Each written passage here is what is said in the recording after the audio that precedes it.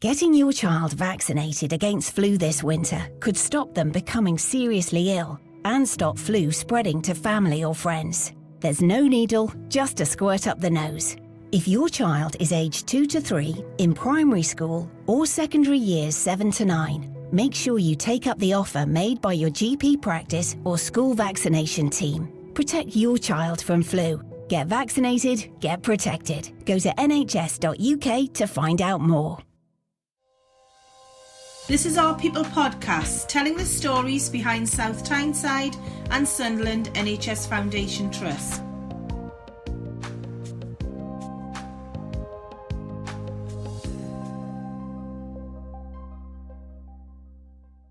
Hello, I'm Fiona Thompson. I am one of our Trust Communications Officers. Thank you so much for joining us for this episode of Our People podcast. We are joined by Joanna Wylie, our Patient and Staff Experience Midwife, and Stacey McFarlane, who is one of our Rotational midwives. Joanna, would you like to start us off by taking us through what your job involves and your journey to becoming a midwife?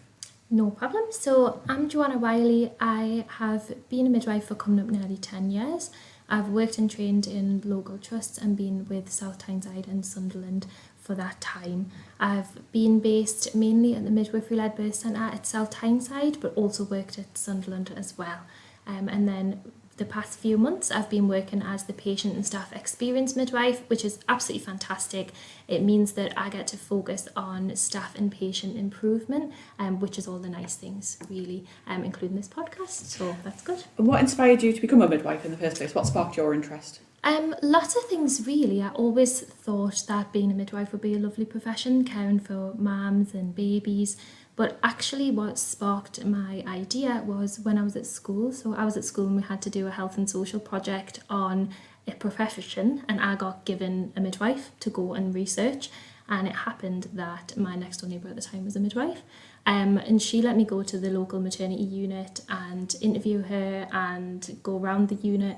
And from then I just thought, actually, I could see myself doing this job. This is something that I would want to do. So I applied for midwifery straight from school and started the week after my 18th birthday. So I love it and I'm glad I did. Amazing. And Stacey, what was your journey into becoming a member of our maternity team and what inspired you? Well, I've been a midwife for just over 10 years, probably about 12 years now. And again, working at South Tyneside through the merger to the birth centre, and then also working at Sunderland. I always sort of thought I wanted to work in a caring profession, so I wasn't too sure at first whether I wanted to do nursing or midwifery. But then I did some work experience and decided that midwifery was kind of for me, just being able to sort of be with women and families, making such special memories and starting people's life off as a family, I suppose. And what does a rotational midwife do?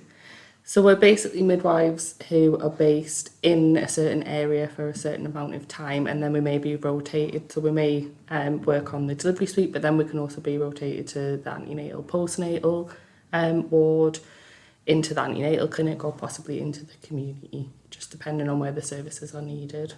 Brilliant. And we're going to be looking at the classes we host for parents-to-be and new parents in this episode. So first of all, what offer do we offer families when they are expecting a baby? How do they come to us? So women come to us normally via their GP. That starts their pregnancy journey. Women often, when they find out they're pregnant, the first thing they do is ring the GP. So women go to their GP and they book in with a community midwife. The community midwife then looks after them throughout their whole pregnancy. They'll have routine, continuous appointments, where they will monitor her, monitor the baby, and then we'll also discuss like health, well-being, public health, mental health, and then that's when women could get referred and information about our services. Brilliant. And so our classes have recently restarted, and that's part and parcel of what we offer families. So what originally went into setting them up, because they had a bit of a pause due to the pandemic, so they were up and running before then, and then sadly coronavirus came and changed our lives for quite a while, but now they're up. And so what went into those classes as they were being established? So I think obviously when myself and Joanna started working at the midwifery-led birth centre at South Tyneside, we were kind of looking at ways that we could improve the care for the women within South Tyneside and Sunderland, and we noticed that a lot of other trusts and other areas had offering of antenatal classes, but we didn't have that.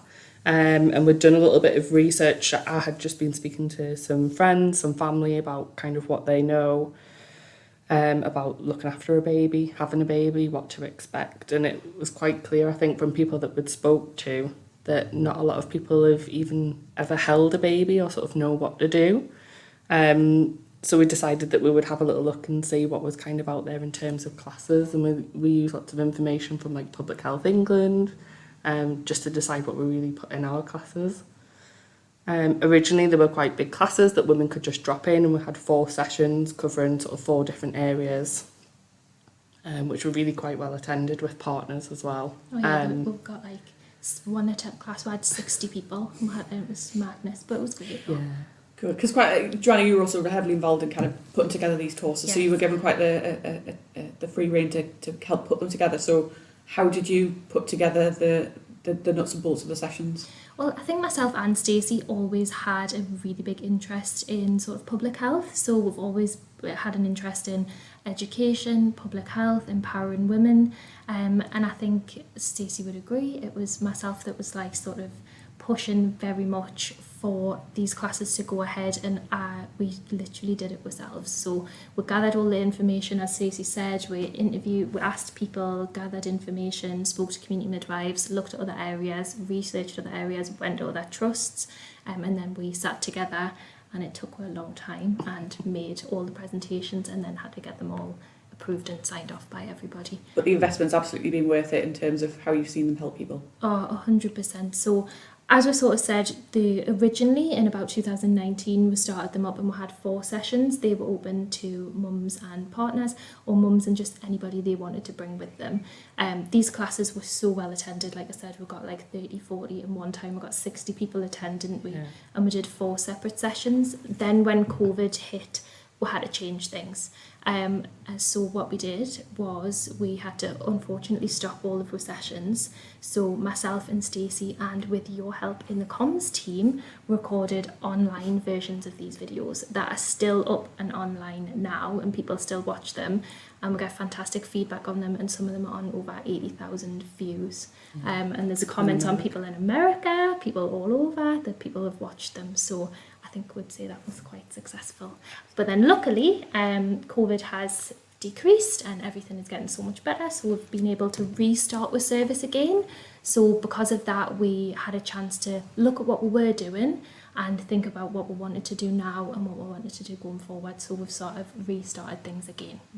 So those online sessions are really helpful to anybody anywhere, but these sessions are open not just to parents in South Tyneside and Sunderland, but our neighbouring trusts as well. People can come from the northeast if they're interested in finding out a little bit more. Yeah, we do get a lot of ladies. I know obviously with the area that the trust covers, we do have a lot of ladies that get care provided by our community, but also deliver at the RVI or the QE, and they hadn't quite started their classes back up, so we just welcome anybody to come and find out any information. The information that we give is quite sort of general, it's not specific to our trust, it's just providing women with birth choices and what they might want to think about and what they might want to do during labour. And when they come along, what can they expect? How do the sessions take shape? So at the moment we're offering 2 sessions. We run an infant feeding session and a second session which is called labour, birth, water birth and active birth. These sessions are currently run at the Midwifery-led Birth Centre at South Tyneside. We are looking, and I have found a space, so very soon at starting classes at the Sunderland site as well. So what normally happens is they are 3 o'clock and 6 o'clock. The infant feeding class is first. Women are welcome to the birth centre, and there's normally space for up to 10 women per session. And then the session is ran by either the midwives or assisted by maternity health care professionals, especially ones that are interested in infant feeding. The sessions are then run, and they normally take about 2 hours, and we do have a break in between. So quite informal, is it? Always friendly, and is it a bit like going to school? Absolutely not like going to school. It's very informal, especially if I'm doing the class with Stacey. Very informal, really friendly. It's a small group because the room that we use at the Midwifery-led Birth Centre at South Tyneside is quite small, but actually it's a really nice setup. It's nice and intimate. There's comfortable chairs. We do have a projector screen, and we've done the classes so many times, and we've made them ourselves, haven't we? And us with a small team. We run the sessions, and because we know them so well, it's more of sort of like an informal chat. and because they're small groups, people can just ask whatever questions they want. These women are pregnant, often heavily pregnant. We say, get up, go to the toilet, have a drink, walk around, like we stop for regular breaks. Very informal, want people to get the most out of the session as possible, and the more comfortable they are and the more happy with their surroundings they are, we know that that's going to help, so we'll make it as nice as possible. Stacey even buys snacks, don't you, Stacey? We provide juice and biscuits and ice lollies in the summer when it was quite hot. But I think it's quite good because sometimes when the women come in, they may be there, say, 10-15 minutes before the class starts, and they all kind of chat together and telling each other about how their pregnancy is going, and probably people that they might not have thought they would meet, kind of they strike up some friendships, some of the ladies, and it's quite nice. And if they're going through the same experiences at the same kind of pace as well, they can kind of chat and get to know each other. And a lot of the time the women are from the local area, and I know a couple of women who I've seen again recently, they actually went the same antenatal classes and now their children are at the same class at school, which is like obviously such a nice little connection and bond, isn't it? So it's lovely when stuff like that happens. Yeah. And you've mentioned what classes we've already relaunched. So we've got infant feeding and then labour, water birth and active birth. So would you mind giving us a little bit of detail about, first of all, what infant feeding, what that session involves and what that looks at? So that session is primarily a sort of breastfeeding sort of session. We discuss about bonding, about relationship building with mums and babies, but also partners as well. We discuss about how people can successfully breastfeed and give them lots of information on that, but we also discuss sort of responsive bottle feeding as well. So we know that breastfeeding is not everybody's choice of feeding method, so it's important to make sure that they get all of the information. So we discuss how they can use responsive feeding to create bonds and create the relationships so that they get the same experience as, say, what a breastfeeding mother may get. Do you also help parents look out for things they need to be aware of that maybe a first-time parent wouldn't, in terms of whether it's breastfeeding or bottle feeding? Do you help guide them about those little cues? Yeah, so we discuss all of that during the class. We give them little information packs that they can go away with. We discuss things to look out for like feeding cues. So when's the best time to look to when to feed a baby, rather than when you've kind of gone a little bit too far and the baby's a little bit upset and it's a bit more difficult. So we give them all of that information. A lot of our maternity support workers do the classes, and the women really enjoy them, and they always have lots of questions, and we're hopefully going to develop that in the future and sort of change that around a little bit.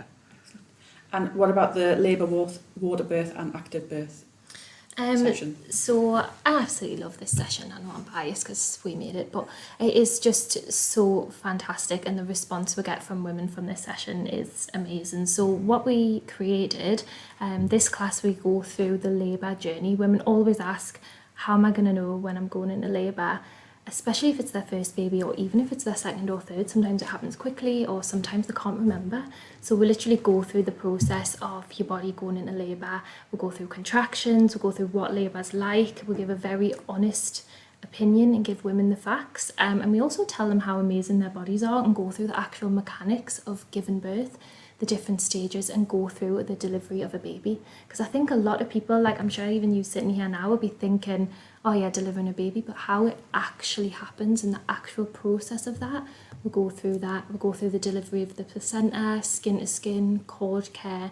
We'll then go through water birth and active birth, which is really important because it looks at women's pain relief options, women's choices and empowerment in women, making them feel confident and self-assured in their own body and taking control of their labour and birth, because at the end of the day, it is a lovely experience and an experience that women will remember forever. So let's make it as positive as possible, and even the most high-risk pregnancies can still have the most relaxed and calm and tranquil environment. And we know how calm women are, or the more empowered women are, the better labour and birth experience they'll have. So that's what we try to aim to do, and the responses we get are really good, aren't they? Yeah.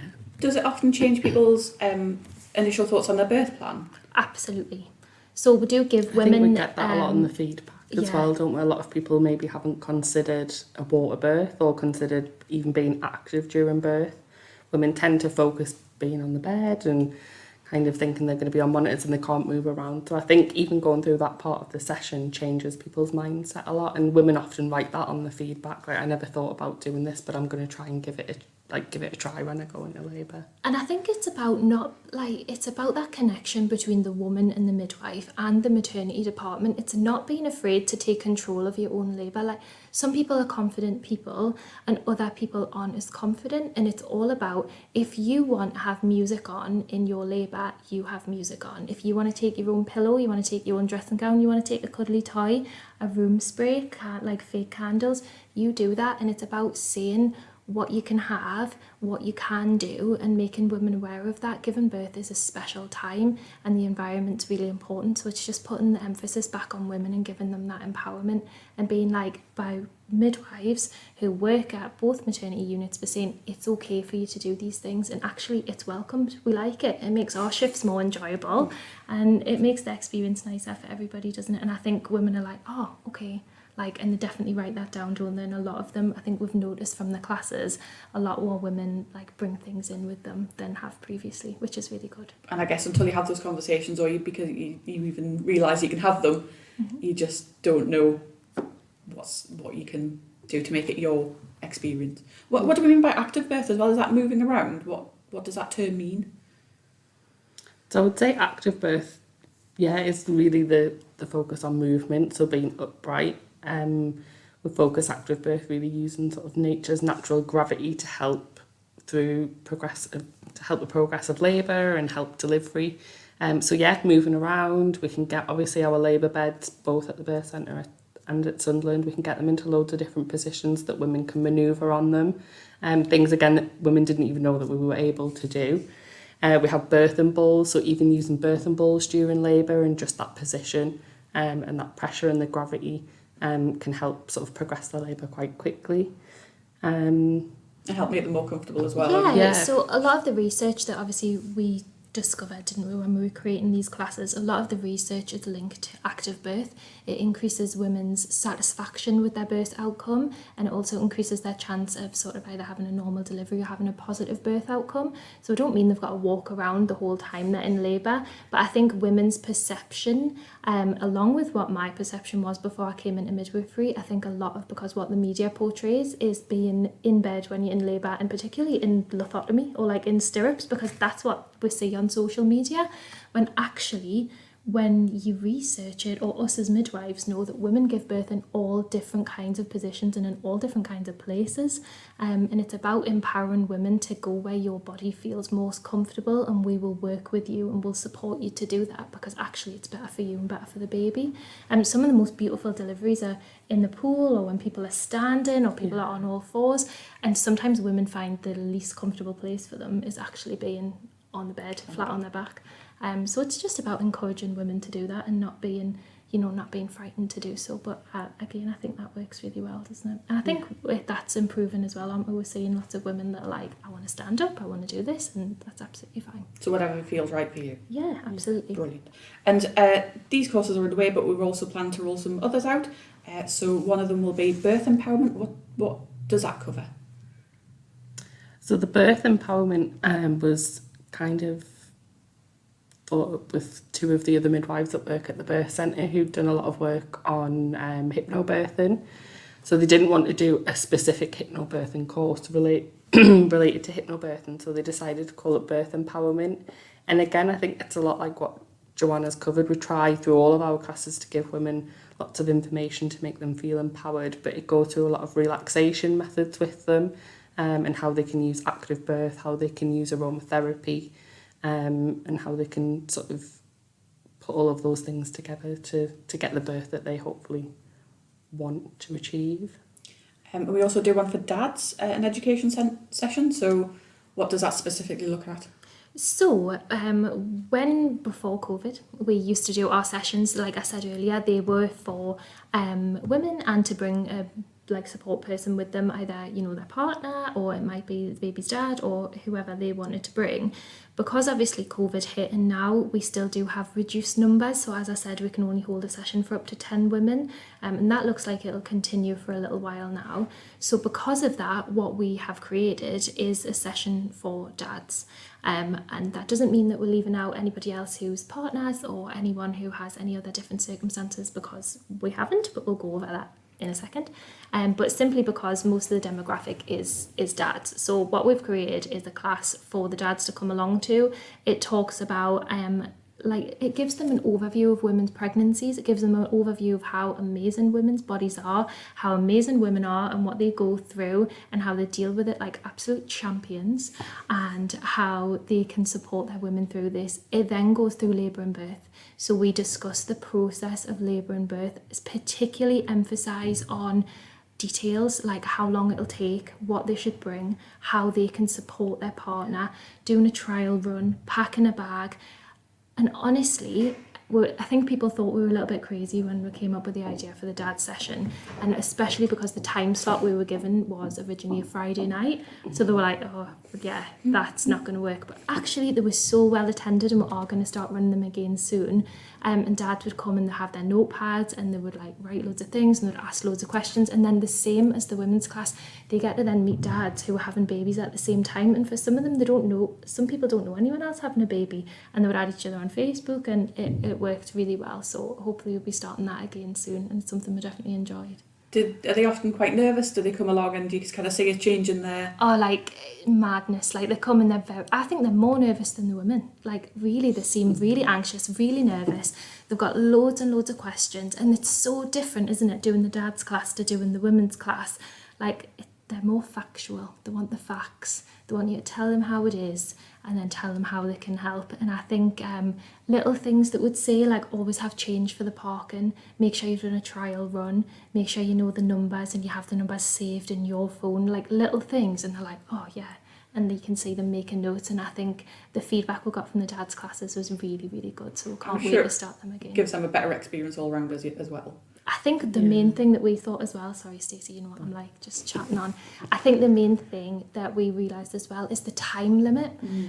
Because labour can be a lengthy process. If people are induced, going through labour, delivery, birth, they can actually be in hospital for days, even nearly a week. And I think one of the common things that partners sometimes aren't aware of is how long it's going to take. They don't pack themselves a bag, they don't have snacks, they're not prepared. So it's all about preparation for them as well. And Joanna's already mentioned the parents-to-be sessions. Stacey, do you want to take us through what we mean by parents-to-be and what those sessions, how they're different? Yeah, so we'd had a few inquiries of people that had seen our YouTube classes online. And there were some inquiries from people who were surrogate parents or parents who were adopting children. And they basically kind of rang and asked if we did any specific sessions geared towards them to try and help and support them and inform them before obviously they would come in charge of this baby. And at the time we didn't really, but me and Joanna had a chat and we're like, right, well, we'll just make one. So we did. So we kind of go through basically how they, I think, mostly sort of like postnatal care. So how are they going to care for the baby? Give them lots of information about caring for baby, feeding baby, changing baby. Again, how to make that bond in the relationship. Cues that they can use to try and develop their relationship with their baby. We've had a couple of sessions with some couples, but we haven't had that many recently. But I think because we need to really publicise that we do it as well. But they found it really helpful. Again, they can come and ask questions and they don't feel judged by us, which I think is really important. They usually come with a little pad of all these different things, and they've got a list of all the things that they've bought, and they want to make sure, you know, that they've got everything that they need. So I think they're really, really good, really positive classes that we're doing. What kind of things does the course involve? What subject matters do you kind of cover? Like, do they learn to do any particular tasks or like hands-on, or how does it work? Yeah, so we go through, we literally go through like changing a nappy, cord care, bathing a baby. We go through how often you need to feed a newborn baby, how often you need to change a newborn baby, and we'll go through like common signs of illness, and we'll go through just general care of the newborn, and we'll also discuss sort of what to expect, when to expect it, and signposting for further health and further help and further information as well. Excellent. And we also are looking to launch birth reflections. So can you tell us a little bit about that? So the birth reflection service is kind of in line with the mental health service that we've just developed. And I know obviously you've got a podcast coming out about that. So basically Birth Reflections is a chance for anybody who potentially wants to discuss their labour, their delivery, has any questions. We know a lot of people sometimes often put their memories to the back of their mind once they've had a baby, and there's questions that they have that they can't remember what happened, which is quite normal. So the session is where they can come and speak to a midwife. We'll have all of their hospital documentation, and we can go through kind of what happened to them and answer any questions that they may have. And then if we think that they need any further support, then we're able to signpost them to the right service and see if they need further mental health support, or if just need to chat to somebody else about it, we can sort of refer them on. Excellent. And what kind of feedback have we had from the families that have come to us so far? What did they really enjoy about the sessions, and how do they feel that they've been helped through them? So we've got so many feedback. I created like feedback forms, and we've got like loads and loads and loads of them, and they're absolutely fantastic. We have gone to like a paperless version, so it's now like a QR code which is linked to a friends and family test. So at the moment they scan the QR code, it's got a few questions about their pregnancy and then a free text box, so we'll ask them to comment. But I actually have some quotes of what people have said. So one lady said, "The labour and birth class has made me feel less anxious and more prepared for labour. I feel more confident about the labour process and understand more what to expect." Somebody else has said, "I wasn't sure what to expect from the antenatal classes. I'd already done a few classes online and done lots of research. But coming to these classes face to face with midwives who talk to you in a nice and calm way was more beneficial than I ever could have imagined. I might even come and do the class again." I've got a couple more. "This class helped me understand the process of labour, how amazing my body can be. It has made me think about analgesia options, and now I would really like to try a water birth and will definitely feel more comfortable bringing my own room spray." That was obviously something I must have said. And then this one's about the infant feeding class. "The infant feeding class ran by Kirsty made me feel more relaxed about how I'm going to feed my baby and understand the support there is available. I definitely want to try breastfeeding, and now knowing the support from the maternity staff who can help me makes me feel more reassured and comfortable.